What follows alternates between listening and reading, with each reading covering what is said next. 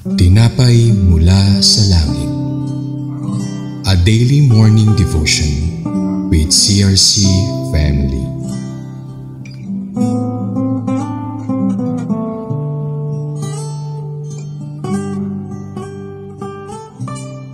Isang mapagpalang umaga mga kapatid, samahan ninyo po ako sa programang Tinapay Mula sa Langit, ang pang-araw-araw nating debosyon sa salita ng Diyos. Ang mensahe natin sa araw na ito ay matatagpuan sa Aklat ng Bilang 1 verses 42 to 43 na pinamagatang The Tribe of Naphtali, the 53,000 available soldiers. Ngunit bago tayo magpatuloy, samahan ninyo po ako sa isang maikling panalangin. Ama naming makapangyarihan sa lahat, muli po kaming nagpapasalamat sa panibagong umaga at sa buhay na ipinagkaloob mo sa bawat isa. Maraming salamat din Panginoon sa pagkakataon na muli naming mapagnilay-nilayan ang mga salita mo sa araw na ito. Patuloy mo po kaming gabayan at patuloy mong pangunahan ang gawain mo sa buong umaga na ito. Ikaw ang siyang maitaas namin sa mga mensaheng ipaparating namin sa bawat isa. Naway ang mensaheng ito ay magamit nila sa pang-araw-araw nilang buhay at magsilbing kalakasan sa kanilang pang-espiritual na pangangatawan. Kaya Panginoon, ikaw na po ang siyang patuloy na manguna at kumabay. Ito po ang aming samatalangin sa pangalan lamang ng anak na si Jesus. Amen. Sa Bilang 1 verse 42 sinabi, sa mga anak ni Naphtali ang kanilang mga lahi, ayon sa kanilang mga angkan, ayon sa sangbahayan ng kanilang mga magulang, ayon sa bilang ng mga pangalan na mula sa 20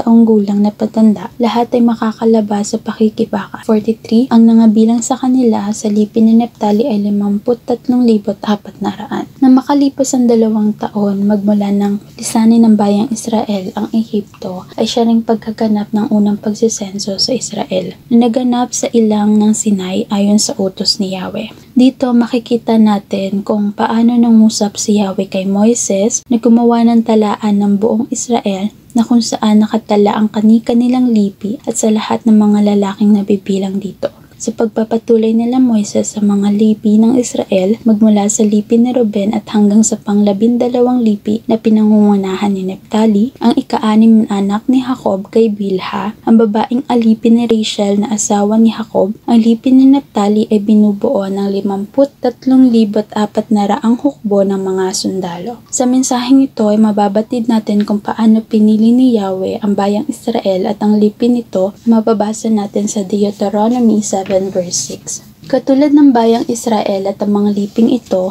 tayo din ay pinili ng ating Panginoon at isa din tayo mga sundalo sa pananampalataya sa Kanya. Dumadaan man tayo sa iba't ibang pagsusubok, ngunit batid natin na mapalad tayo dahil pinili tayo ng Panginoon at kung ano man ang kalooban niya sa atin ay siyang magaganap. Bilang pagtatapos, tayo po ay manalangin. Yes Lord God, maraming salamat po sa mensaheng ipinabatid mo sa bawat isa. Tunay nga Panginoon na isa kami mga sundalo sa pananampalataya sa iyo. Kaya kung ano man yung mga pagsusubok na pagdadaanan namin sa araw-araw naming mga buhay, alam namin Panginoon na mapagtatagumpayan namin ito dahil kasama ka namin, dahil alam namin na pinangungunahan mo kami Panginoon at alam namin na may purpose at reasons ka sa buhay ng bawat isa. Kaya kung ano man po yung will mo Panginoon ay siyang magaganap sa buhay namin. Kaya maraming salamat Panginoon. Ikaw na po ang siyang patuloy na manguna sa amin sa buong maghapon. Ito po ang aming samatalangin sa pangalan lamang ng iyong anak na si Jesus. Amen.